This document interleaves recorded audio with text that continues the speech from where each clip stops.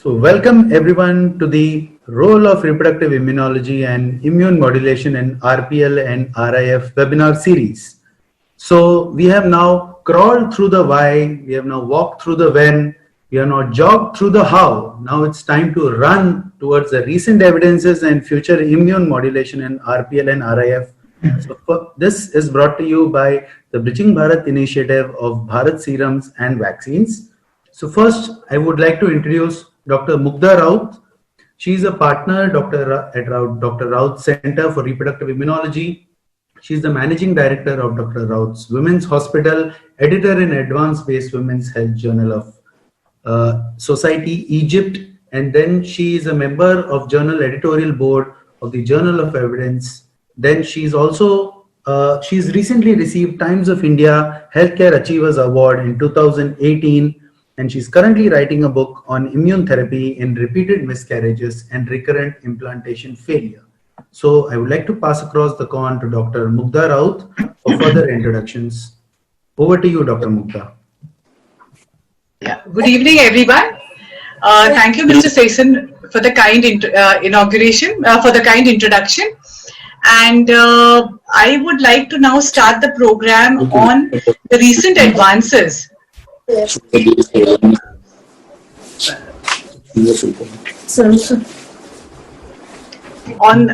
the recent advances and evidences and the future of immunomodulation on RIF and RPL.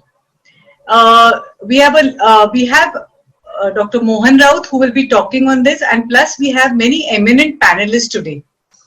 So let me introduce Dr. Mohan Raut, who is a consultant obstetrician and gynecologist. He is the partner of Dr. Raut's Center for Reproductive Immunology and Dr. Raut's Women's Hospital, also a trustee of Dr. Raut's Immunotherapy Foundation. In 1992, Dr. Mohan Raut was involved in an international multicentric research program with Oxford University on the role of active immunotherapy in recurrent miscarriages, and that is where the journey began. He has been involved in active immunotherapy program in Mumbai, also contributed a chapter in immunotherapy in repeated miscarriages in the book on pregnancy at risk current concept published by Foxy. He has published many papers and has spoken in national and international conferences on the topic of immunotherapy in repeated miscarriages. He has started India's first immunotherapy center recognized by DCGI with me, and he is writing a book on immunotherapy in repeated miscarriages and implantation failure, A New Horizon, published by Springer Publication. So over to Dr. Mohan Raut.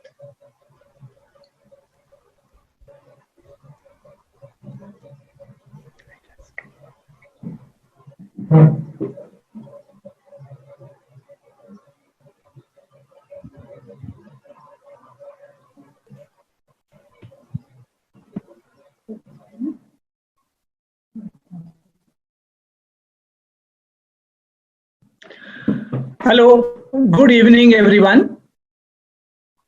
It is nice to be back here on a webinar on reproductive immunology and immunomodulation. I would like to, at the beginning, give a warm welcome to all of you and to this fourth and final webinar in the series TOG series of webinars on role of reproductive immunology and immunomodulation in repeated miscarriages and recurrent implantation failures. And yes, especially a warm welcome to our friends from out of India, from US, UK, from Kenya, Nigeria, from Philippines, Sri Lanka, Bangladesh, and Nepal, and I think many more. So friends, in the first three webinars, we saw that why immunomodulation should be considered in repeated miscarriages and recurrent implantation failure, then in which cases it will be beneficial. And in the third webinar, we saw how immunomodulation can be done, what are the various modalities of immunomodulation.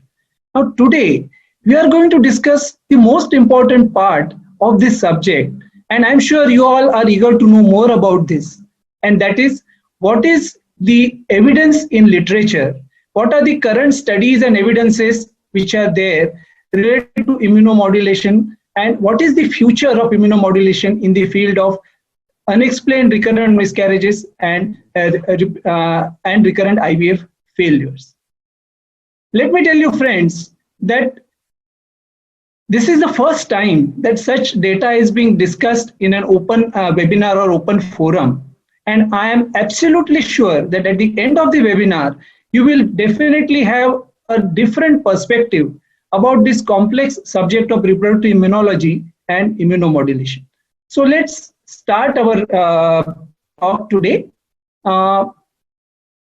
Just to recapitulate, in our first webinar, we saw what are the different causes of repeated miscarriages, IVF failures. The important point was around majority of them, 50-60%, we don't know the cause, and the cause can be immunological or alloimmune, which we call it as unexplained.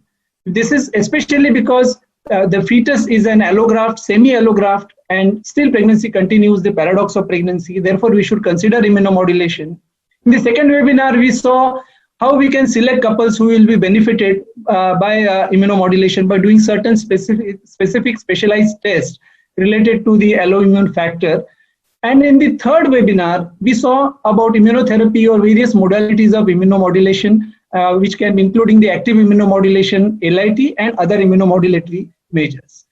So today, we will go one step further about the current status of all these immunomodulatory medications and therapies. So the first and the foremost is lymphocyte immunization therapy, because it is the first immunomodulatory treatment used to treat unexplained recurrent miscarriage patients. It involves immunomodulation of prospective mother with allogenic mononuclear cells, mainly lymphocytes. LIT is performed using paternal or donor lymphocytes, and it is the most studied, researched, and discussed method. To know the development in the field of LIT, we can't miss the most important study known as the REMIS study. So we will start from 1999 onwards and we'll come to 2020, how immunomodulation has progressed and what all facts we know. So the use of LIT became quite widespread and accepted treatment till 1999, at which time there was a large placebo-controlled trial called as recurrent miscarriage study or REMIS study, which showed that LIT did not increase the chance of live birth compared with placebo, but rather it tended to increase it. And this study is also known as Ober study, after the chief investigator, Dr. Ober. And this study was published in Lancet in 1999 as mononuclear cell immunization in prevention of recurrent miscarriages, a randomized trial. And what did this study say? It said that immunization with paternal mononuclear cells did not improve pregnancy outcome in women with recurrent miscarriages. Despite history of unexplained recurrent miscarriages, nearly 65% of the patients in the control group became pregnant and had successful pregnancy compared to just 45% in the treated group. And because of lack of benefit, it recommended against the use of LIT. Also, there was high rate of miscarriage and greater gestational age at the time of miscarriage in the immunized group. As shown in the slide, it shows that the success rate in the treatment group was 46%, while in control group was 65%. So what should we do? But this study came across with lot of criticism. There were a lot of flaws in these studies, which subsequently were found out by different researchers, including Dr. Christiansen from Denmark, because this is the only study published till date that observed a negative effect of LIT on the rate of live births. In this study, the concentration of paternal lymphocytes which were prepared were prepared from blood that was stored for several hours between 1 and 6 degrees. And that was a big mistake, which we came to know later on, because a study published by papers published by Professor David Clark, he showed that there is a surface antigen CD200 in the on the lymphocytes, which are very important for the immunomodulatory action. And when the blood is stored, the CD200 marker is destroyed and the immunomodulatory action of lymphocyte goes away. And these non-effective lymphocytes were used in this study. Also, this study was discontinued even before reaching the initial expected number of participants. The reason is not known, but what the effect they desired, they got it, so the study was closed.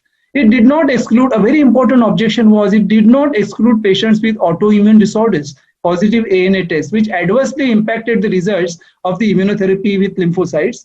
there were other problems, like there was lack of post-immunization control of immunomodulation after the immunotherapy. The lymphocyte concentration was not fixed. There was different concentration with different workers, and the dose was different, the routes were different. So, but subsequently, the Cochrane reviews which came out on the role of immunotherapy in repeated miscarriage were based heavily on this study because it had the biggest weightage in these Cochrane reviews. And in 2003, 2006, 2014, all three Cochrane reviews said that the paternal cell immunization, third-party donor leukocytes, trophoblast membranes, and intravenous immunoglobulins provide no significant beneficial effect over placebo in improving live birth rate. So mark the year 2003, 2006, and 2014. If you see the analysis of Cochrane review with the OVER study, you see these are the 12 studies which were analyzed in the Cochrane review even in 2014. And it showed an odds ratio or the chance success rate of only 1.22, which was right in indicating that LIT will not be beneficial. But the flaws in the study were brought about by various researchers, and it showed that various parameters which should have been considered were not considered, were separately analyzed in Cochrane study. For example, the success rate varies from primary and secondary with repeated miscarriages, which is important, should be considered, which was not separately analyzed. Whether number of miscarriages, 2, 3, 4, because that is important, that impacts the subsequent miscarriages. So that also was not considered, separately analyzed in Cochrane review. Immunizing dose was not separately analyzed. Routes of administration were not analyzed. So these discrepancies were there, which were shared by Dr. Christiansen in a personal communication, so which indicated that there were a lot of flaws in this Cochrane review. So what should be done? Can we omit OVER study and analyze the data? So that's what was done. By omitting the OVER study, the remaining 11 studies were analyzed, and to our surprise, the odds ratio increased. Odds ratio increased to 1.63, which indicated, yes, LIT has a beneficial role. But still, if as time passed, more studies came in related to the role of LIT for repeated miscarriages and RIF. So there was a time to have a new meta-analysis. So in 2016, Liu did a new meta-analysis of 18 studies, and he found in his study, he found a success rate of 77.8% with LIT compared to 46% in the control group, and OVER study was removed. And this is what Liu did. He included 18 studies. Now, if you see carefully in the year of the studies, after 1997, 2000 to 2004, after 2004, there were no studies which were there. So the recent studies of 11, 12, and 13 were included in this meta-analysis, and see the odds ratio. The odds ratio was 4.02, which clearly indicated that LIT is definitely beneficial in patients who have repeated miscarriage. But he did not include OVER study. So the objection was to that, why OVER study was not included. So in 2017, Cavalcante from Brazil, he did a new meta-analysis where he included even OVER study, and total 20 studies where meta-analysis was done. And this was the result. Even after including OVER study and including the newer studies, the odds ratio was 3.13, which was statistically significant and which proved beyond doubt that LIT is beneficial. This was in 2017. So the conclusion from Liu and Cavalcante meta-analysis was that the studies conducted that LIT concluded that LIT is a safe treatment. It further stated that LIT is a valid treatment for couples with repeated miscarriages when performed with lymphocytes from fresh, non-stored blood. It is beneficial when given before and even during pregnancy. The best results are seen when LIT is done with adequate number of lymphocytes. LIT is the most effective when applied intradermally, and LIT is beneficial in well-selected couples. A very important observation. Subgroups, there are certain groups which you can select who will be more benefited by LIT. What about other immunomodulatory medications other than LIT? And there is a nice review article by McKinnon in American Journal of Reproductive Immunology, who analyzed different other immunomodulatory methods. And what he showed was in progesterone, there is modest benefit with an odds ratio of only, close to 1.38. Using aspirin, heparin, intravenous immunoglobulins, and TNF-alpha antagonists together, gave a live birth rate of 71%, which was really good, while using aspirin heparin alone was only 19%. Using GCSF was 82% live birth rate compared to 48% of the control. Using intralipids, 200 women with recurrent miscarriages were given intralipid, and the pregnancy rate was 52% with ongoing live birth rate at 91%. Dr. George Ndukwe from London had the study where the result was close to 50%. Role of immunomodulation in role of prednisolone. Yes, this was very interesting. Prednisolone with aspirin and progesterone allowed 85% of live births in comparison to 48% with placebo. Prednisolone with IVIG during IVF cycles, the success rate, live birth rate was 61.5% in a retrospective study. Without, of course, this was without a control group. Use of intravenous immunoglobulins alone in patients who have raised natural killer cells. And this study was done by, was the study McKinnon had quoted David Clark's study. And using the meta-analysis of 5 trials, the odds ratio were 2.1, which indicated that to increase the live birth rate in patients with secondary recurrent miscarriages, IVIG is beneficial. In this study, the 64 patients total who had increased natural killer cells more than 12%, of which 40 received IVIG with 82% rate of live births. 95% live birth was noted among 20 patients with recurrent miscarriage and 75% in 20 patients with recurrent implantation failure, whereas the control group was only 5%. So IVIG showed, immunoglobulin basically showed a good result.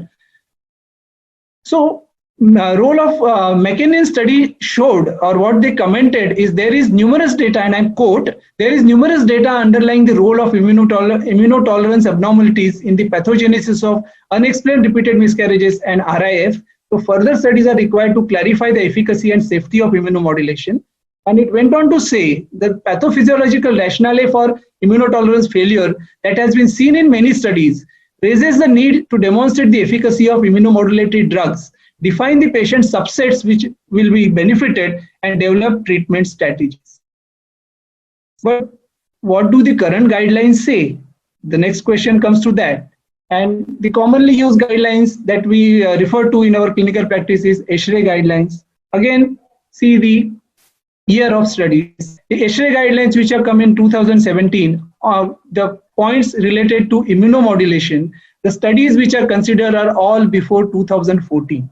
So all those studies before 2014 have been considered, and the recommendations are LIT is not useful, IVIG is not useful, vaginal progesterone does not improve live birth rates, insufficient evidence for intralipids, heparin, aspirin not recommended, glucocorticoids not recommended, and there is insufficient evidence for GCSF. So nothing should be used, nothing works.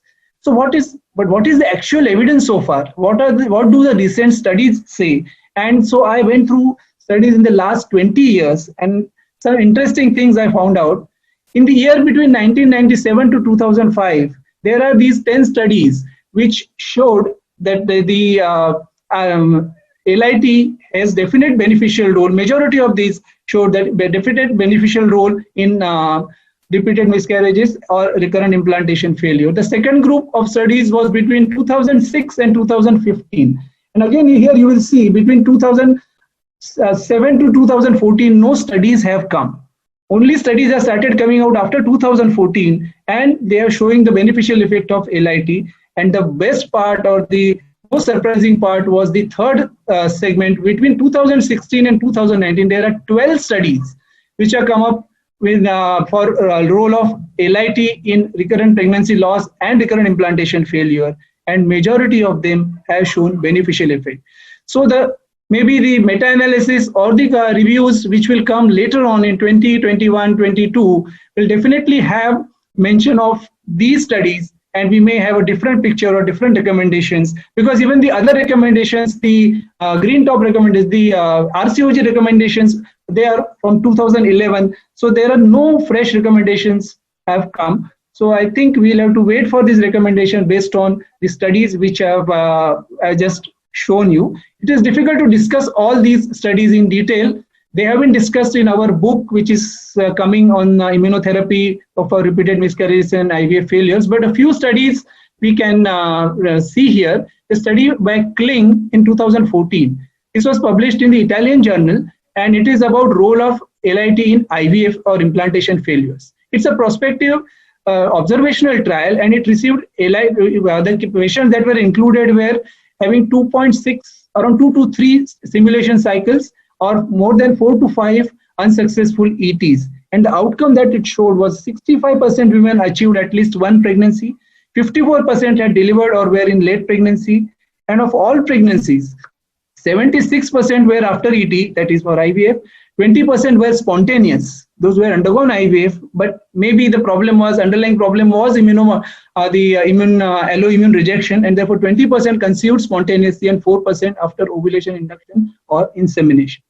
And in women up to 36 years, the success rate of LIT was elevated by a quarter in the first 6 months after LIT. In the study by Liu in 2017, which was published in the Reproductive Biology and Endocrinology Journal, it evaluates the effectiveness of LIT with in patients who have unexplained recurrent miscarriages and the Th1, Th2, Treg paradigm disorders. And the outcome that it showed was, after LIT, the proportion of Th1 cells significantly decreased, proportion of Th2 cells and Treg cells significantly increased. The miscarriage rate was significantly less in the LIT group, only 11% compared to 34-35% in the non-treated group. So the conclusion was, low-dose LIT is beneficial in restoring the Th1, Th2, Treg cell paradigm, and it improves this, what we learned in earlier webinars, and it improves the pregnancy outcome in patients with unexplained repeated miscarriage. So the last study I would like to share with you, very important, very well done study in the European Journal of Obstetric Gynecology, Reproductive Biology, and this is about the gestational and perinatal outcome in recurrent miscarriages treated with LIT. Close to 1,000 patients of recurrent miscarriage were included in the study. They were divided into 4 categories, as shown in the slide. Those which had only alloimmune problem, that is lymphocyte cross-match was negative, with alloimmune thrombophilia, alloimmune with autoimmune, and alloimmune thrombophilia and autoimmune coexistent, and all 3 were present. You will agree with me that when we get our patient, they don't have single particular type of problem. There may be multiple problems. So they categorize according to the problem, and each category was divided into 2. Category 1 was divided into 2 groups. One was given LIT, other was not given LIT. So all biases were removed, associated conditions were treated, like alloimmune thrombophilia were treated, and the results were analyzed. And the results showed that the LIT group, that is from the 4 categories, the LIT group, total the success rate was 60% compared to only 33% with non-LIT group.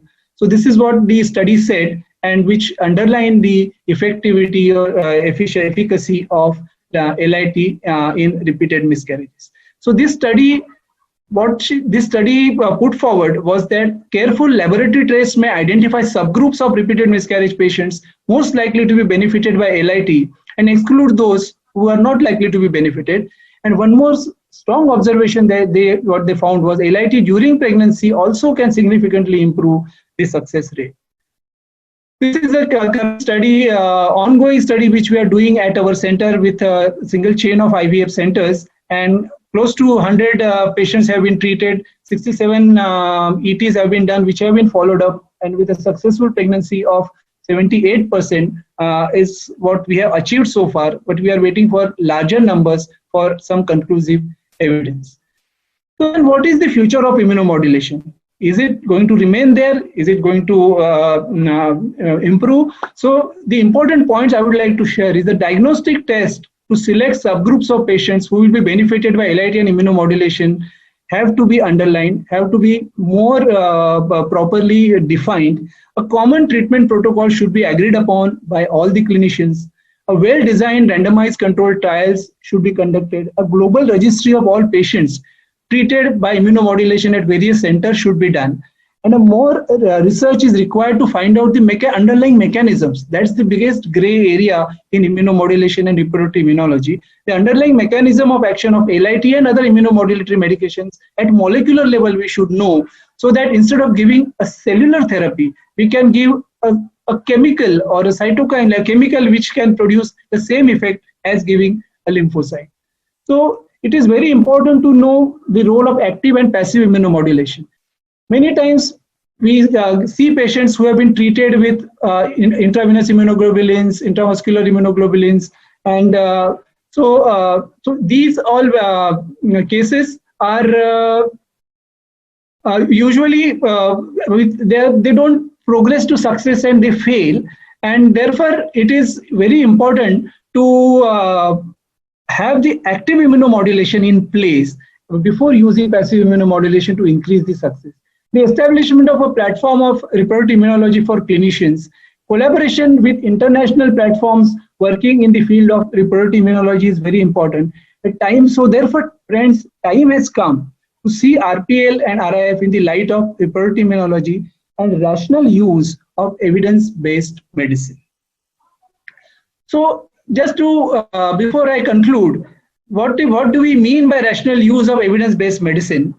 Because this I am sharing from the blog which I had given a couple of months back. The physicians who follow the randomized control trial based guidelines in 100% of their patients definitely have better results than those who do not implement them at all.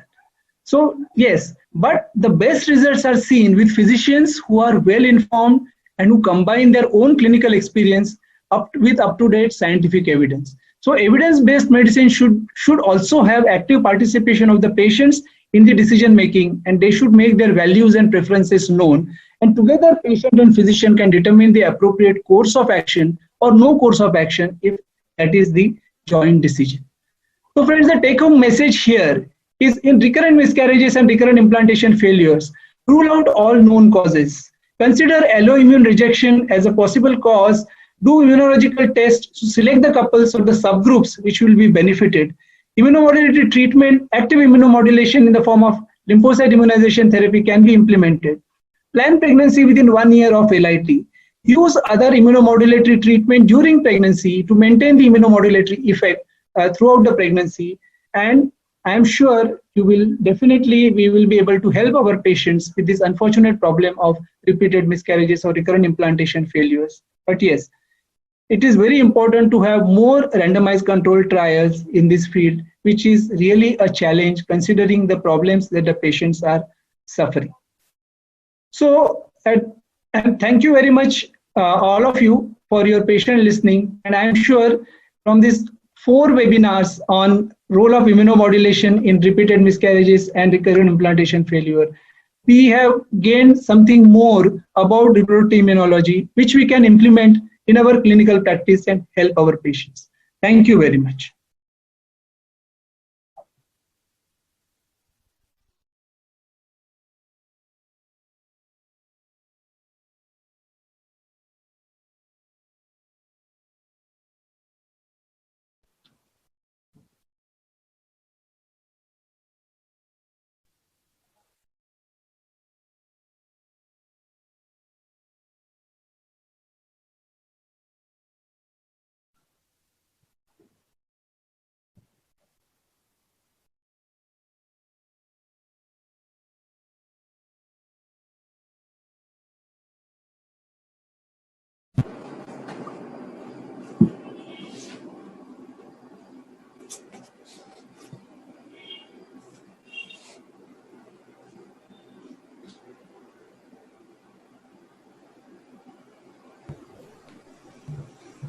Dr. Mohan, your video is switched off, sir.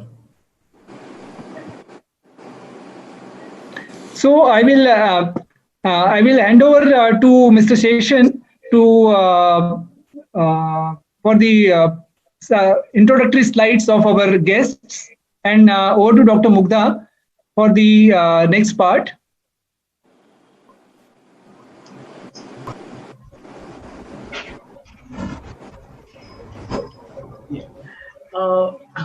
We have an eminent panel today.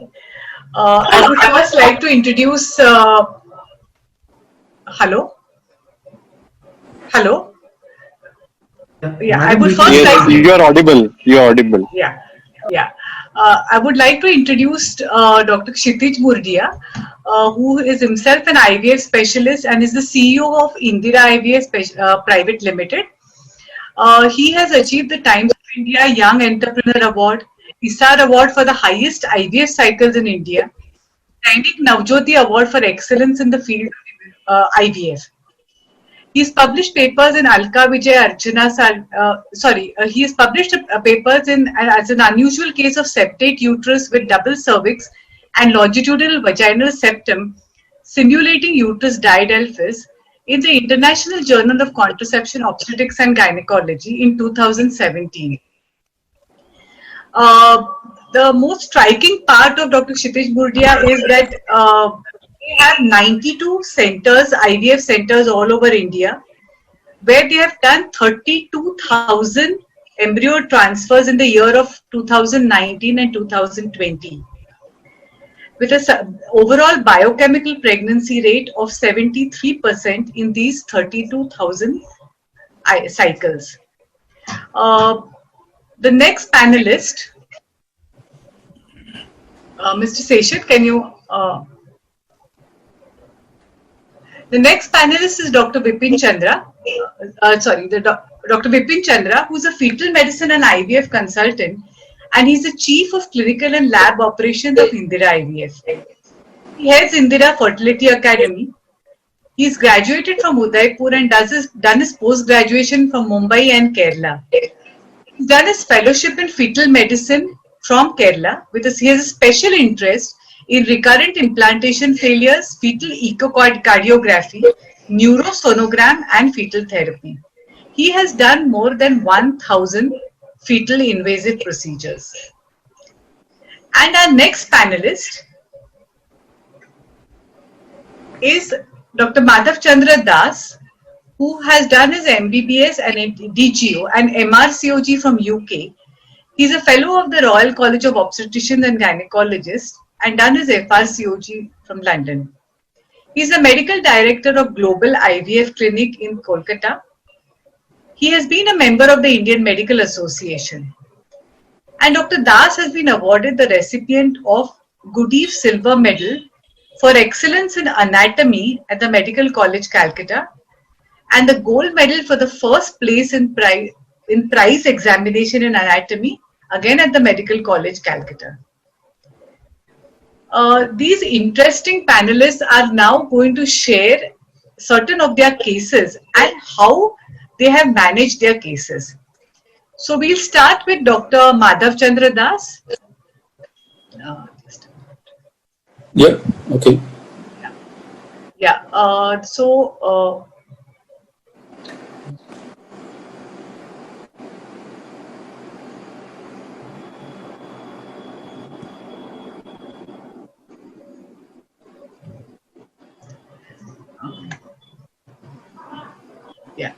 So, Dr. Das, you had a report of a patient on recurrent miscarriages, where she's a 32-year-old married, a patient married for 6 years with a normal BMI. Husband is 40 years old, average build, but smokes about 15 to 20 cigarettes a day. The couple had 2 first trimester miscarriages around 6 to 8 weeks of gestation, and both were spontaneous pregnancies. And the couple came to you with a request for IVF treatment. So I now hand over how Dr. Madhav Chandra Das had managed this patient. Over to you, sir, Dr. Das. Thank you. Thank you, Mukta. Next slide, please. Yeah.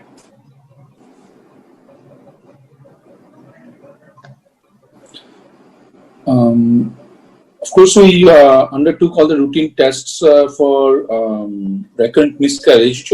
She had some of those, and we completed the investigation as per the protocol, including karyotyping, and everything came normal. Now, the couple, when it consulted us, she came with the request for IVF because she had this misconception that in IVF the chances of miscarriage are low, and because we are actually planning the pregnancy and we knew when the embryo transfers are happening, we can give a lot of treatment which can prevent miscarriage, which is actually not the fact, but in spite of the counseling and all other issues, I mean, they wanted to go ahead with IVF, and he accepted her for treatment, and she was prepared for treatment in antagonist protocol cycles with elective frozen embryo transfer in blastocyst stage, because this is what we could think of to optimize her chances. Next slide, please. Stimulation and subsequent endometrial preparation for embryo transfer was satisfactory. Beta ECG level was also good, and sonography showed a single viable pregnancy at the 6 to 7 weeks gestation. But unfortunately, a week later, she started developing symptoms of inevitable miscarriage, and went on to have no fetal heart motion in TVS, and surgical evacuation done because she was bleeding quite heavily. Next slide, please. Of course, patient was quite upset. I mean, had by now 3 miscarriages, including one after the IVF treatment, with the costs involved. And she, next 4 years, she didn't do anything and came back 4 years later. Didn't undergo any further treatment in the intervening period. This time she came back with a request for IVF surrogacy, with a donor site and husband's semen. Now, what we did actually on this occasion, because there is history of smoking, we thought actually the male person has not been investigated that well, and of course that 5-6 years ago DNA fragmentation index test was not available that easily. So this time we actually asked for a DNA fragmentation index, which came out to be 51%, and it is, of course, you all know this is with unsatisfactory range. Now we counseled the couple regarding their options. One is actually treatment for high DFI with some delay in IVF treatment, or we use her own egg plus donor semen as an IVF and surrogacy, or at least one cycle of donor semen IUI, because maybe there's such a high DFI, maybe the sperm is the factor. Next slide, please.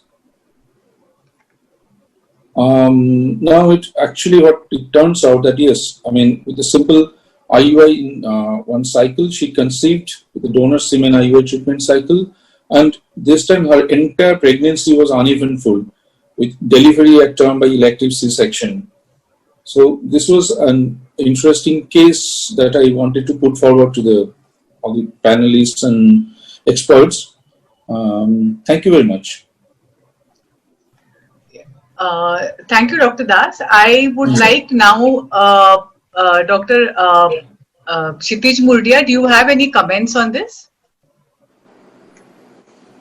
No, I think good. The pregnancy losses can be because of high DFI that the male partner had, and probably I think immune modulation tests were not being done.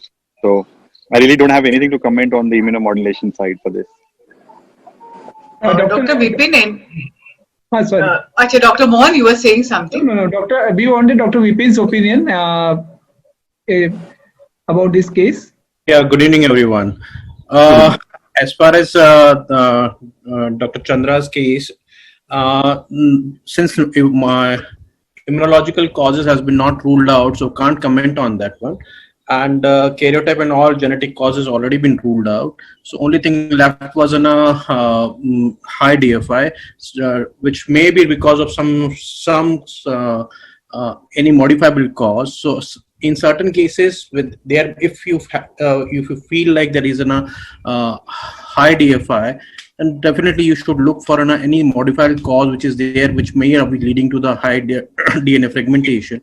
And such, if there is modified causes there like varicocele grade 3 and 4 or an active infection, then must be treated before and then going ahead with the cell sperm, either using a microfluidic sperm sorter techniques or testicular sperms. Testicular sperms, if the DFI is not been restored further also, even after antioxidants and treating the modifiable cause.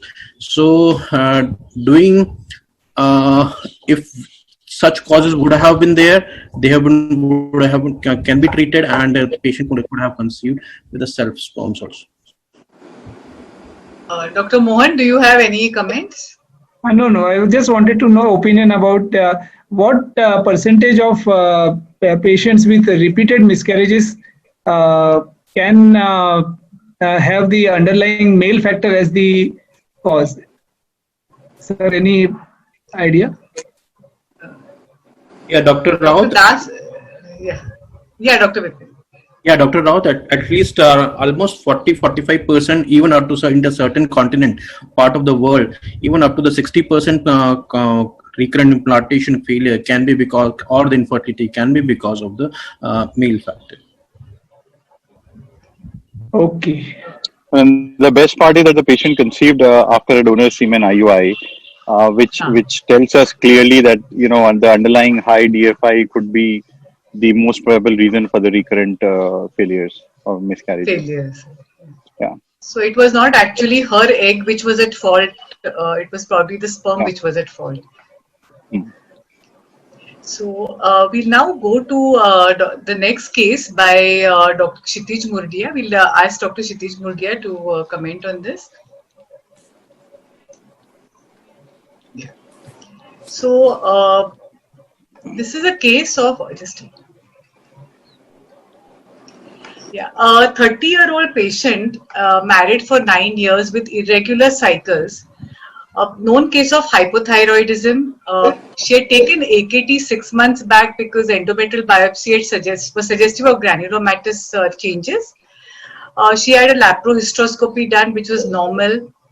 Her 18-day UAG showed uterus was normal. Endometrial thickness was 6.7 mm. The ovaries showed multiple small follicles. AMH was 8.4. She had done ART cycles, 6 IVF, all self gametes, and all had failed. Husband had normospermia. So, Dr. Kshitij, can you throw light on how did you manage this patient? Sure. First of all, thank you for inviting me as a panelist. And I would like to congratulate Dr. Mohan, Dr. Mugdha Raut, the BSV team and the Science Integra team for putting up such a wonderful platform and learning for everyone included, because this is such an interesting topic, having recurrent implantation failure, because we all get puzzled every now and then with cases coming. Ultimately you don't have any solutions to it. But I think we are closely collaborating with Dr. Raut's center for the last, I think, 4-5 years. And we've seen the magic of lymphocyte therapies and other immunomodulation treatments that we've been jointly doing on our patients. So I think current patient, Dr. Mugdha, can we go to the previous slide? Yeah. I know this patient was from Kolkata, very close to me. She used to message me every now and then with every treatment cycle or everything going on. And I think out of 6 IVFs, I think 4 were done outside our centers. Two failed at our IVF center in Kolkata, and then we called her back to Udaipur. And I think we were pretty much satisfied with all the parameters, including the embryo quality and all. Just that the endometrium was little bit on the thinner side, but I would not say very thin that she should not conceive. The rest, everything was normal. Can I have the next slide? So after having such kind of cases, we routinely check for the other modifiable or other common causes of recurrent implantation failure. But for us, when everything is being done, important thing is to check for the karyotype, for the parental karyotype for both husband and wife, which was normal in this case. Then we went ahead and checked the DFI, because we saw in the first case DFI was responsible. So the DFI was also normal for this couple. And then we did the third step, which we did was the hysteroscopic cavity enhancement, because the endometrium was 6.7. And at parallel, we did the endometrial biopsy and did TB PCR and histopathology. But everything came out to be normal. And that's why we thought we should start thinking about immune causes for these repeated failures or repeated implantation failures. And that's where we did the immunological testing. I think Dr. Raut has already covered what all tests that one needs to do on a couple, the serum, the NK cells, the CD56, the TNF alpha. Most important is the lymphocyte cross match, which came negative for this couple. So after that, we planned an intact protocol because she's a PCOS. Obviously, I would not want to risk her for OHSS. An intact protocol was chosen so that give her the agonist trigger and then plan a freeze-all cycle. Metformin and aspirin were started because, as per ASRM guidelines, they prevent OHSS. We eventually went on to have 8 blastocysts being formed for the couple. We cryopreserved all the 8 blastocysts. We then went ahead with the lymphocyte immunotherapy and then planned a frozen embryo transfer cycle with the laser assisted hatching because we would not want to take the chance of a thick zona and, implantation failures occurring because the blastocyst is not able to hatch out of the zona. And most important is the luteal support in these kind of patients. Once you have done the active immunization with lymphocyte immunotherapy, I think apart from the routine estrogen or progesterone or folic acid or other supports that we give in a routine IVF embryo transfer, I think we need to support these patients with low molecular weight heparin, which we used 40 milligram per day, aspirin, which was 75 milligrams OD. Dufaston, we all know, is an immunomodulatory progesterone and shifts the balance towards the T helper 2 T lymphocytes, I would say, the non-inflammatory. So that's why we use prednisolone 10 milligram TDS, IG. I mean, we use intramuscular immunoglobulins, the Bharglob, 16.5, and then we repeat it in 21 days. Intralipids also we started in this case from the day of embryo transfer, and then we repeat every 2 weeks. HCQ is also given as a prophylaxis at 400 milligrams 1 HS. Vitamin D3, I think now we've started, putting it to maximum of our patients with important roles of vitamin D3 being there in the reproductive function. So I think you can start with once a week, that's 60,000 IU once a week for first 8 weeks, and then on the maintenance dose of once in a month is good, and in that keeps your vitamin D levels pretty much fine. And also we'd given agonist decapeptyl 0.1 subcutaneous on the day 6 of progesterone just before the embryo transfer. So that also helps to increase the integrins levels on the endometrium and the embryo. So I think that whole kit of immune modulation apart from your routine treatments did help us, in this particular case. Can I have the next slide? And I think the patient conceived with, I think you need to go further on the slides. Yeah.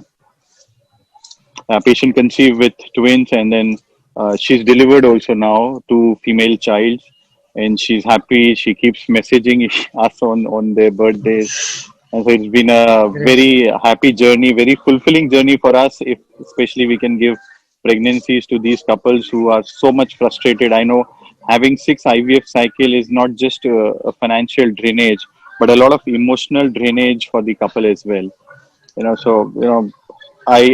We in these kind of cases keep happening at many of our centers across the country. And I think we ourselves, me, Dr. Vipin, Dr. Raut, are closely collaborating, and I think we understand it very clearly what is the benefit of all these immune modulations and lymphocyte therapies. Thank you. I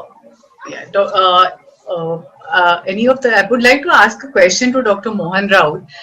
After LIT, we advise generally passive immunomodulation. So what is the role of the passive immunomodulation in LIT, after LIT? Actually, as I just mentioned in my talk, the active immunomodulation produces certain antibody responses, and which remain for next almost 12 to 18 months. But the subsequent effect during pregnancy, it has to be supplemented with passive immunomodulation, which can be in the form of either even progesterone has it, intralipids has it, steroids in indicated cases, immunoglobulins, intramuscular immunoglobulin. We very commonly use intramuscular immunoglobulin every 15 to 21 days, continue till 34 to 35 weeks of pregnancy. So these immunomodulators supplement the active immunomodulation which is done before pregnancy or in certain cases during early pregnancy, and it definitely plays a role, because as I mentioned just now today in the talk, we get many patients who have been given all these passive immunomodulation and they fail. And with immunomodulation, the patients do well, active immunomodulation, they do well, and the pregnancy continues. So it is very important part of immunomodulatory treatment. I hope that is clear. Yeah. Any other of the panelists would like to comment? Dr. Madhav Das or Dr. Vipin Chandra? Dr. Das here. Yeah, I think it's a good, really a good case to can learn a lot of things. And as I said, one of the problems that we face is actually that immunomodulation, the investigations are not easily available, and that, as Dr. Mohan Rao said, is actually the evidence. Most of the evidence is actually quite contradictory, but of course, the recent evidence is presented. It's actually very good, and it's a good learning point from this case that's been discussed. It's actually very good. I think it's probably. I would say there's nothing extra we can do. I mean, it's really did well. Thank you. I think the testing is now freely available across the country with SRL, Metropolis. I don't know, Dr. Raut might know more, but I think we are getting it done across all the centers that we have, and I think now they are easily available. Thanks to Dr. Raut and team for spreading the awareness all across the country for the same. Thank you. Good to know. Thank you. Yeah. Now I would like to take the next case. This is the case which Dr. Vipin Chandra would like to share.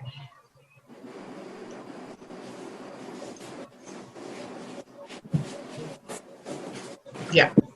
So she's a 39-year-old patient married for 16 years, taking treatment for 10 years with regular cycles. Patient is a diabetic on insulin, hypertensive on Lortan, and hypothyroid on Thyronorm. Laparoscopy and hysteroscopy have been done twice and both have been normal. There have been 5 IVF failures, all with self-gametes, all failed. USG on day 15 had shown the uterus was normal, endometrial thickness was about 7.8 mm, bilateral ovaries, antral follicle count was 6, AMH was 0.5. And her husband's semen analysis showed oligoteratozoospermia. So, Dr. Vipin, would you like to discuss this case? Yeah, thank you, Dr. Mugdha, and thank you, Mohan Raut, sir, for inviting me and giving me this platform to share such cases with you and speak about the immunomodulation and the various causes and the various possibilities, modalities to do good for the patients with suffering from a recurrent plantation failure.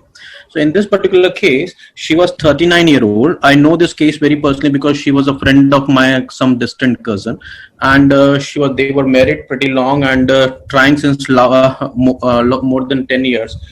They were very adamant to go with the self-care needs only, even at 39 year of age, and having an AMH of 0.7 only. So definitely one very obvious cause was there that AMH is on a lesser side and age on a higher side, so the risk of aneuploidy and so leading to the failures is very obvious. But still we wanted to check out on other causes also. So what we did, we did a parental KT for them, and the parental KT came out to be normal.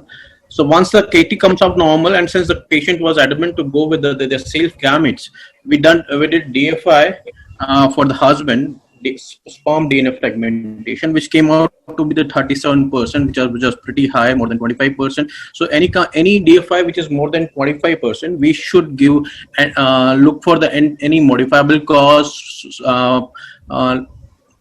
Particularly in this case, there was nothing to be treated, so put her on and put the husband on antioxidant for a few months, and then repeated the DFI, which came out to be the normal.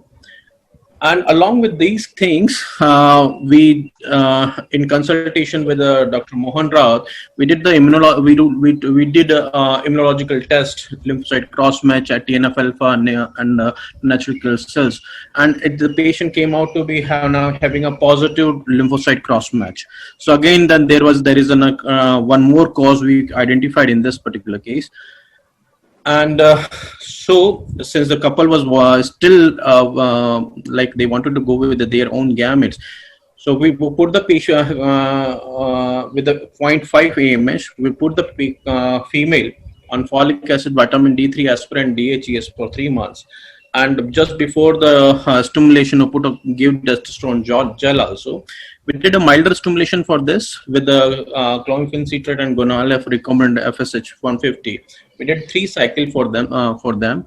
Did the pooling of embryos, and while doing the ICSI, since the repeat DFI was, though it has come down normal, so there is an indication that to use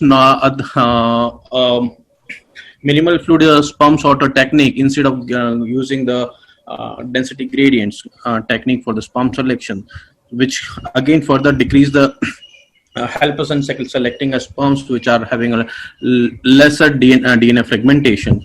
So we did ICSI with a sperm sort, microfluidic sperm sorters, and at the end of the 3 cycles, we were able to get enough 6 blasts. And with each cycle, whatever the blast we get, we plan to go for a PGTA for them, since the age was more than 39-year-olds. So the risk of aneuploidy was very high, and we wanted to give them a best trial in one go itself. So out of the 6 blasts, 2 euploid we were able to get. And since there was a mild adeno was there, we put on once all the embryos been frozen, we put on a down regulation with the DECA and did frozen embryo transfer. This once active modulation was already be done, immunomodulation was already be done. So we supported that with the passive one during the luteal support with the prednisolone, low molecular weight heparin, aspirin, IVIG, and intralipid difostone. And since she was already having comorbidities of the chronic hypertension and diabetes mellitus, we take care of them. Switch over to her antihypertensive from losartan to lobet, and insulin to take care of the diabetes mellitus. And she conceived precisely, and got one embryo got implanted. She conceived and she delivered now, and having a very healthy baby.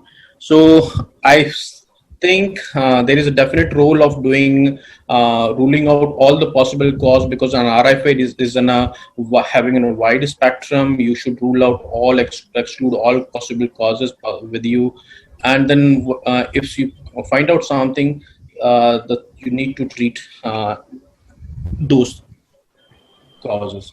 Just like in this case, DFI was on a higher side, and there was an immunological cause.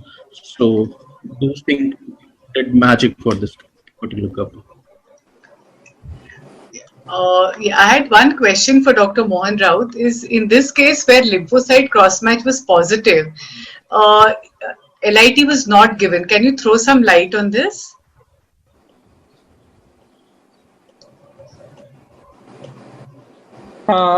When we investigate couple with suspected alloimmune problem, and the investigations which when we do to select the couple for immunomodulatory treatment, lymphocyte cross-match is one of the important investigations. And if it is positive, then the patient is not likely to be benefited by lymphocyte immunization therapy. And these patients who have strongly positive lymphocyte cross-match are excluded from the active immunomodulatory treatment protocol.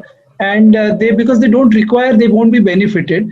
And so this is what I was mentioning is the subgroup of patients where this particular lymphocyte cross-match is negative. These are the patients who will be benefited.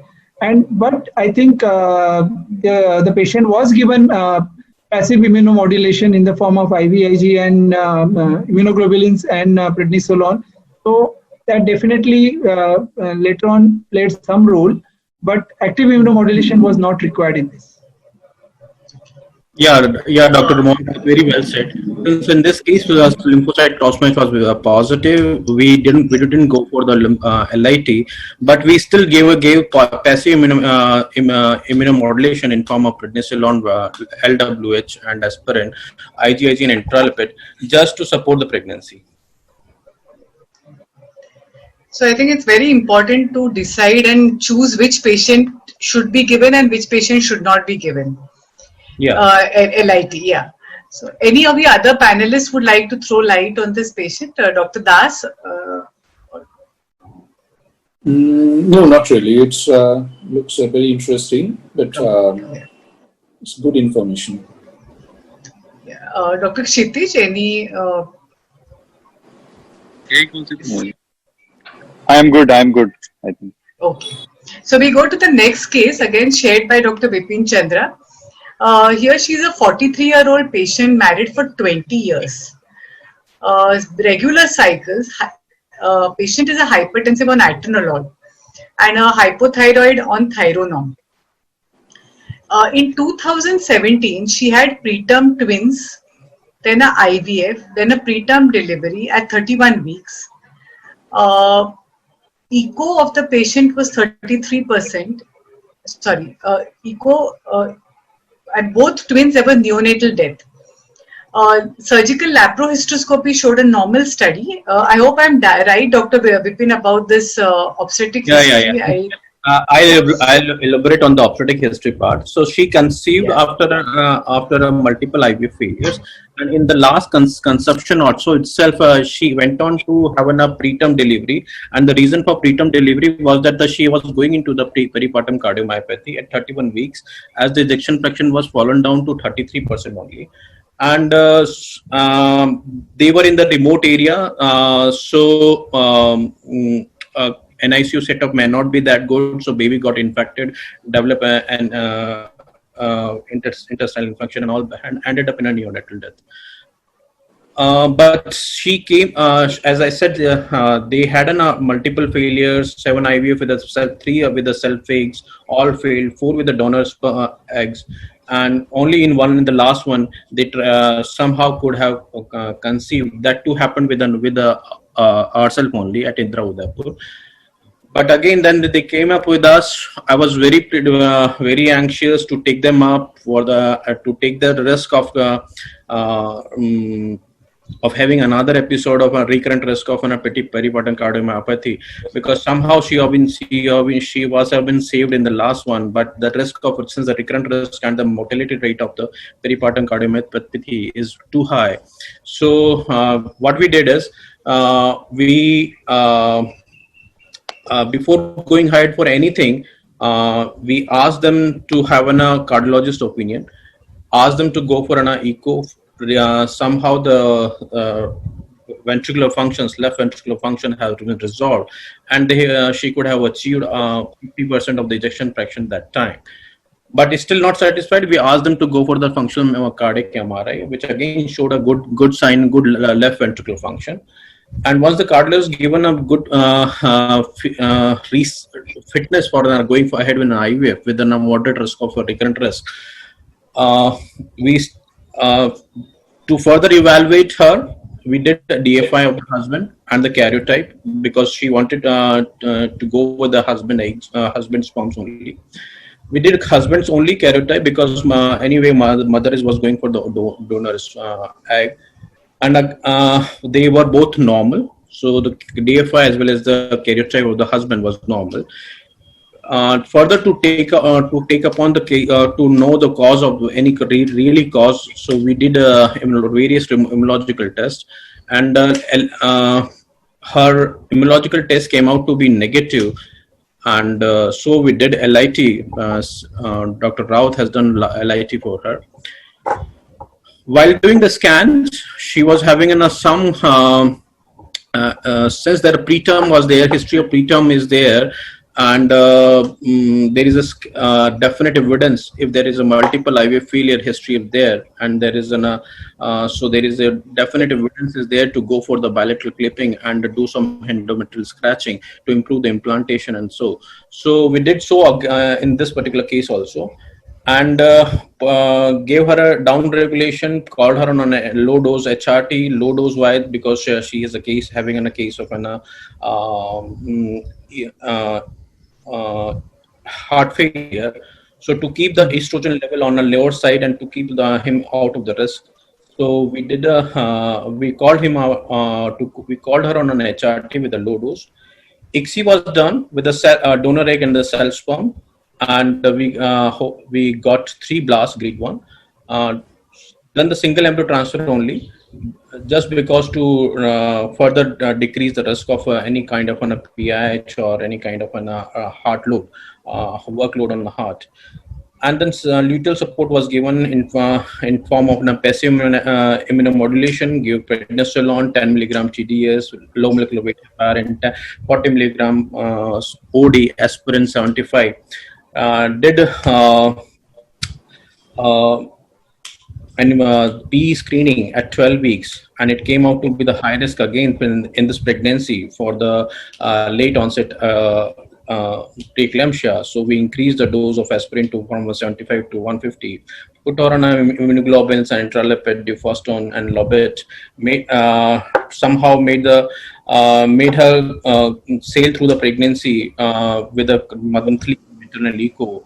And but still, even with an aspirin 150, she developed PIH and IUGR, and somehow we could take the pregnancy up to the viable term, and she delivered a healthy baby.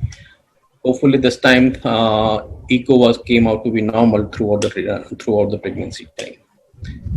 So this was a difficult case to deal with, since there was multiple factors to handle, from the maternal side also, from the immunological side also.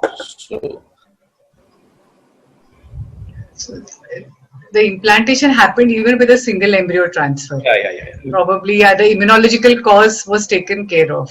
Anything Dr. Raut or any of the panelists would like to say, Dr. Das or? I would like to share one thing. This patient also presented with pregnancy-induced hypertension. I think that is also a part of an immunological manifestation or immunological reaction to pregnancy, and it is now considered as an alloimmune reaction during pregnancy, which is responsible for the pregnancy-induced hypertension. So that factor appeared to be there. And just one question I want to ask Dr. Vipin. Do you use routinely for all patients this passive immunomodulation as after the patient conceives, or the immunoglobulins? I think you use a lot of intramuscular immunoglobulins. No, it's not so. Until unless there is a history of 3 or 4 more IVF failures, we don't use these immunoglobulins and the intralipids for routinely for low risk patients. Okay. Any of the panelists would like to opine? Dr. Kshitij? No, I'm good. And Dr. Das? No, it's okay actually. It's a very good management. And a good outcome. The very difficult case. Yeah, it's a very difficult case. Yeah, as so Dr. Raut said, any kind of case where there is a lymphocyte cross match, and the and those cases are very high risk to go for preeclampsia, because the Treg cells and Th2 cells will be having there is a disbalance in the reason of having a preeclampsia is that the balance shifted to the Th1 cells, and the Treg cells are on a lower side. So that's why again these patients should be treated with the LIT. And LIT will help. So we'll go to another next case. Next case is shared by Dr. Kshitij Murdia.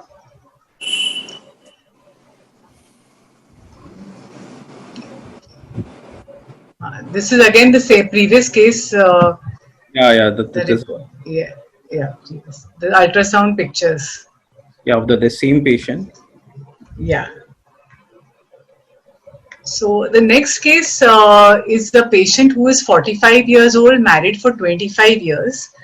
She's menopausal since the last 5 years. No significant medical history. Diagnostic DNC was done, hysteroscopy was done once, which was normal. Laparoscopy was done twice, which was normal. This patient had 12 IVF failures. 9 times it failed, 3 times she conceived and had missed abortion. The uterus was small, I think of course menopausal. Endometrial thickness was thin, adnexa was normal, and husband had severe OATS. Yeah, Dr. Kshitij, can you share light on this case? Yeah. I think she, out of 12, I think if I'm not wrong, 2 or 3 cycles were done at our centers as well. Dr. Mugdha, I've switched on my camera. I just got a chat message. So if in case my bandwidth is not good and you can't hear me, do let me know. Sure. I've just come out. I've gone greedy because the weather is fine. So I've just stepped out a bit. Anyways, Yeah. can I have the next slide? Yeah. Yeah. So obviously this patient, I think since she was above 40, and then we have a protocol of all patients who are above 40 to get a physician and cardiology fitness before we take them for IVF. And a routine, we did karyotype and DFI. Karyotype came out to be normal, but the DFI was elevated to 39. So we put the husband on antioxidants for 3 months. And then because she was menopausal, so we routinely give 2 or 3 cycles of OC pills and then prepare the uterus to see if the endometrium is good. And then she had a good endometrium of 8.2 mm. We did plan a laparoscopic clipping because, in repeated implantation failure, there is sufficient evidence that you can go ahead and do elective salpingectomies or clipping. And anyway, she's menopausal, so we don't fear any risk of future pregnancies being blocked by electively clipping the tubes. And then we did endometrial scratch as well. And then 2 cycles of overall G or any other OC pill that any clinician prefers, followed by a hormone replacement therapy. The repeat DFI that we did was again high, so we decided to go ahead with the testicular sperm. Now, there is sufficient evidence which says that even if your DFI does not come down with antioxidant therapies, it is better to take testicular sperms rather than taking the ejaculate, because while they travel from the epididymis and come as an ejaculate, there is sufficient damage to the DNA structure because of the reactive oxidation species and all. So if you have a high DFI patient or the husband who is not improving with antioxidants, it is better to take a testicular sperm sample and prepare your embryos rather than taking the ejaculated. And that's what we did for this couple. We took donor eggs because she was menopausal, so there's no chance that we could take her eggs. And we took testicular sperms. We did the culture of the embryos till the blast. Eventually, we got 3 blastocysts. Laser hatching was done. I think we do it for majority of our patients nowadays. And a double embryo transfer was planned for this patient. We routinely never go above 2 blastocysts being transferred, whether it is a young case or a old age or previous failures, whatever happens. As a protocol, we never go above 2 blastocysts being transferred during one embryo transfer procedure. And then routine, I think the luteal support that we gave her was prednisolone, low molecular weight heparin, aspirin, the passive immunization, the intramuscular immunoglobulins, the intralipids, dufaston and deca. And then she conceived with twins and was delivered at 35 weeks. Can I go to the next slide? I think. Yeah. That was the last slide, I think. Yeah. I would like to ask Dr. Dr. Vipin, you want to? Yeah. Yeah. Dr. Vipin, would you like to add something? Yeah. Nowadays, we as Dr. Kshitij has said, we never go beyond more than 2 embryo transfer blastocysts, and gradually we are moving towards a single embryo transfer with the help of just to keep on track with an implantation rate. If you transfer euploids with the use of either invasive biopsy or embryo biopsy or a non-invasive biopsy, then now the future is coming up with often a single embryo transfer, so that the live birth rate can increase and the maternal complication, we can decrease down on the maternal complications. Dr. Vipin, do you think with a single embryo transfer, where if there could be a reason for immunological cause, will LIT help in such patients before you do a single embryo transfer? Yeah, Dr. Mugdha, if immunological cause is the reason, whether you transfer a single or a double embryo transfer, it has to be taken care of by the LIT or passive immunomodulation before doing any kind of, whether you do a single or a double embryo transfer. It doesn't matter. I think also important is the point, if Dr. Mohan can throw some light, because initially we also had this confusion whether patients who are proven to have an immunological basis and they are going for donor eggs or donor sperm or donor embryo IVF, I think they should also be treated with LIT. I mean, if the immunological causes are suspected and investigations prove that, and it's not just linked with the husband's sperm and husband's lymphocyte that you treat every time the female with.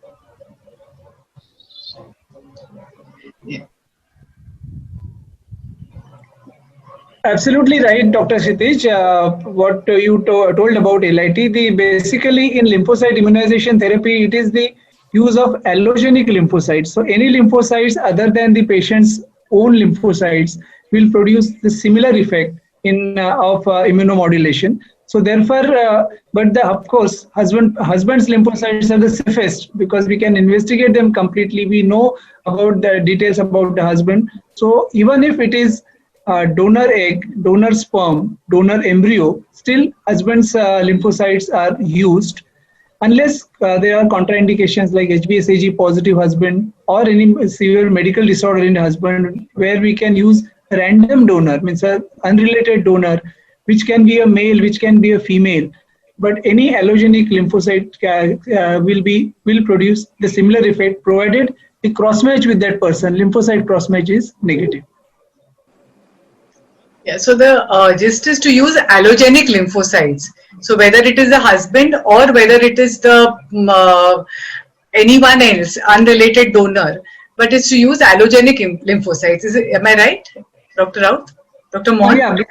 Yeah, of course, there are certain centers who use pooled donor lymphocyte. They used to use pooled donor lymphocytes, which was of course is difficult to track the safety part. So therefore, husband's lymphocytes become the safest.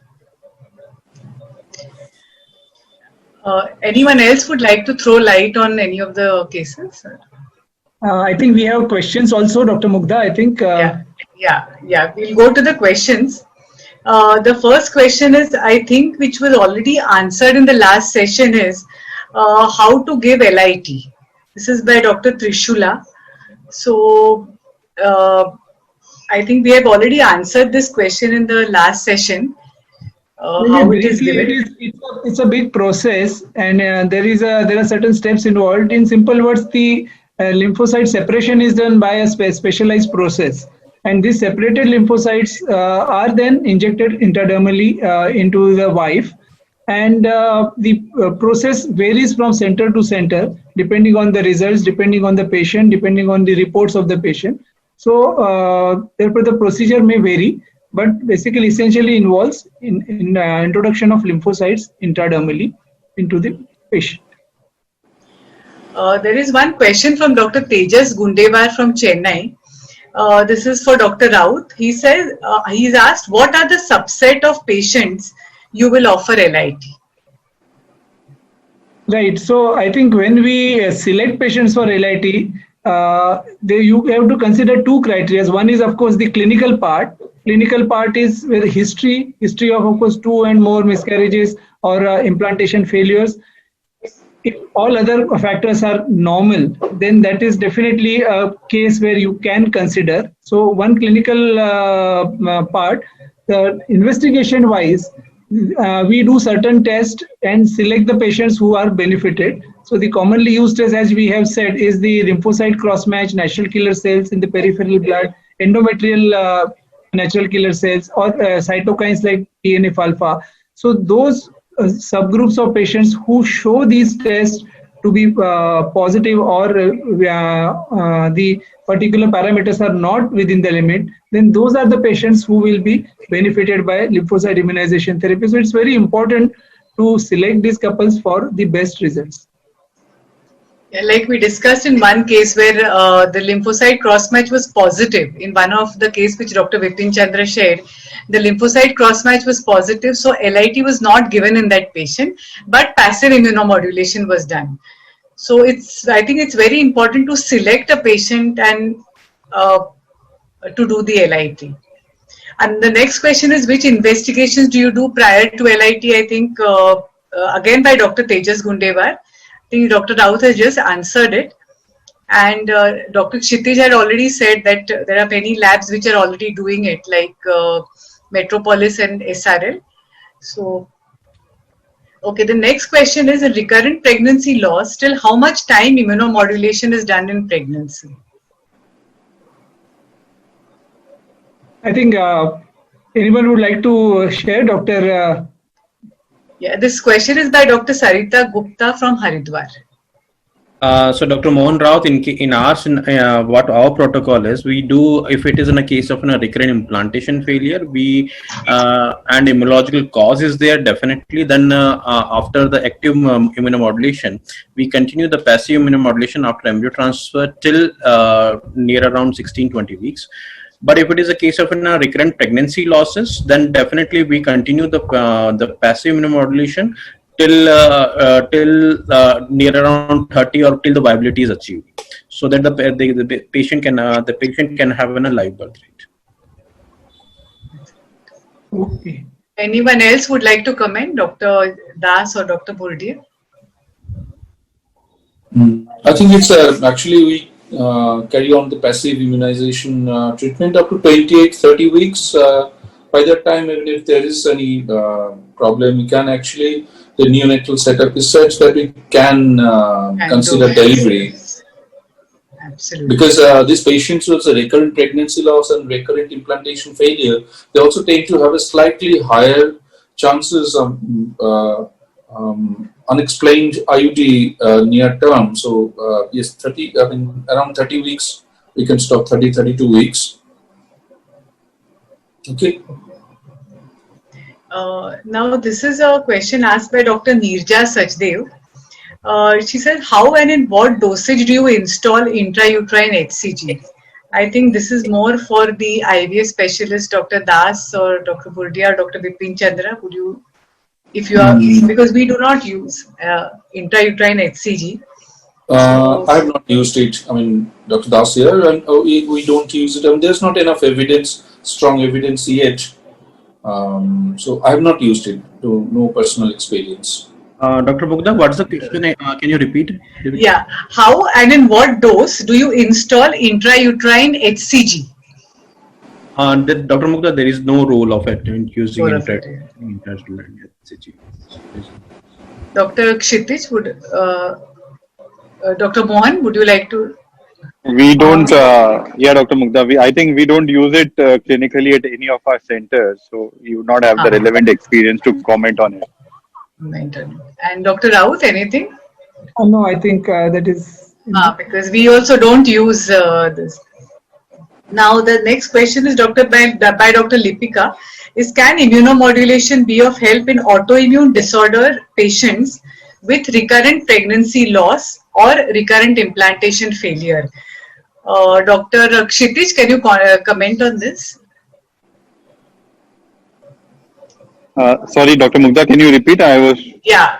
Can immunomodulation be of help in autoimmune disorders patients with recurrent pregnancy loss or recurrent implantation failure? Autoimmune, if you've done the coagulation profile, I think low molecular weight heparin has some evidence to be of use. But for lymphocyte immunotherapy, I would recommend going for the proper investigations that have been talked about in the earlier webinars. And if we have evidence there, then probably it could help. Dr. Raut, any comment? Yeah, Dr. Mohan? I would like to say one thing. that the alloimmune and autoimmune problems may coexist, or even thrombophilia may coexist, and therefore use of to detect it properly from autoimmune disorder, it is very important. But purely autoimmune or maybe even thrombophilia, active immunomodulation may not play any role, but in especially the thrombophilia part, antiphospholipid antibodies, there has been a study by Dr. Pankaj Desai where he has used intramuscular immunoglobulins, and he has shown a successful results of use of immunoglobulin in presence of antiphospholipid antibodies. But specifically autoimmune disorders, I am not aware. Now the next question is a little away from immunomodulation, but I think it is mainly for the IVF specialists. What treatment do you give for high DFI and for how long? And after how much time pregnancy can be planned again? This is by Dr. Neeraj Sachdeva.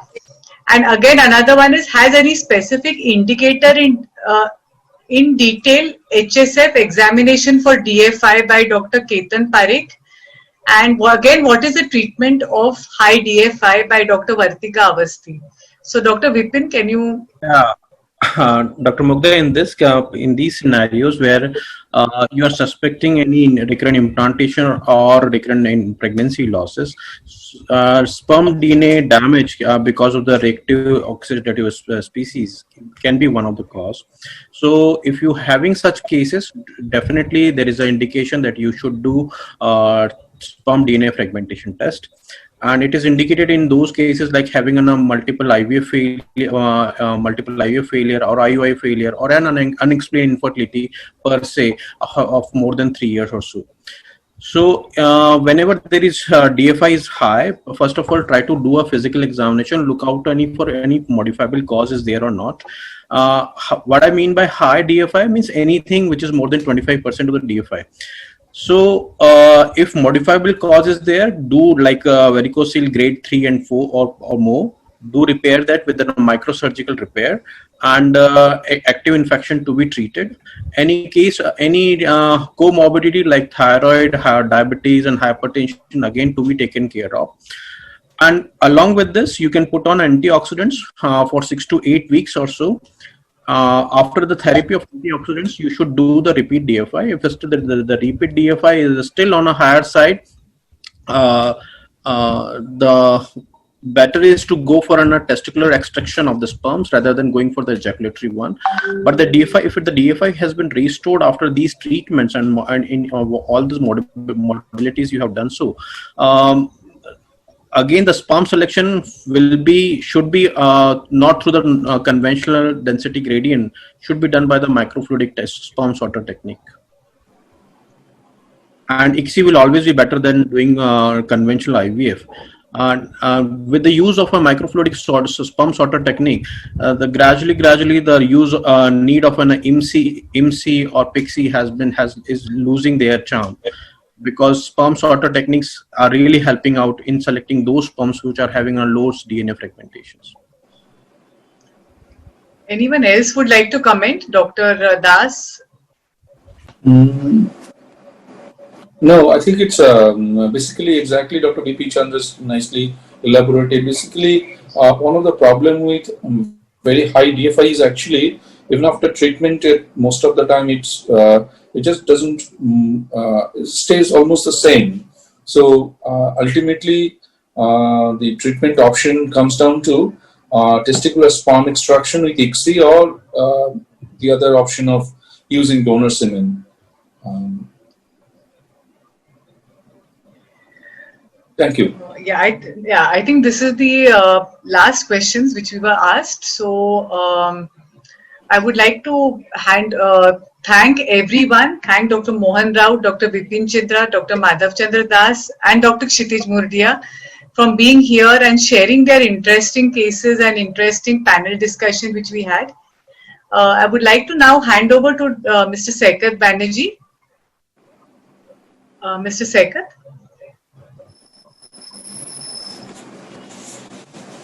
Good evening to all, and thank you. Today we have concluded the series as it was planned. This is the fourth one, the national webinar. What we have done, I think this is a subject which is not many a times or many a occasion it is being discussed or in many a platform.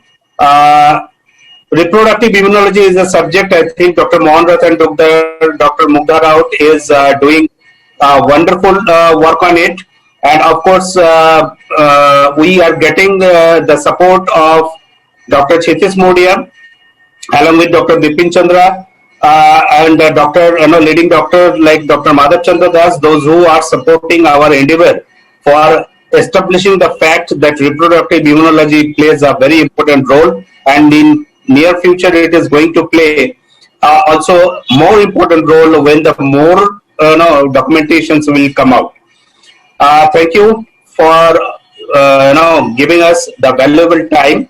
Those who have joined as a done the registration on this webinar, I think the number is quite a good. Like the other webinars, like the previous 3 webinars, it is almost 700, and the countries abroad, whoever has joined us, they are definitely thanks. Our videos are there uploaded in the YouTubes. You can also go through those, and all those 800 plus doctors, those who have joined us in this webinar, once again thank you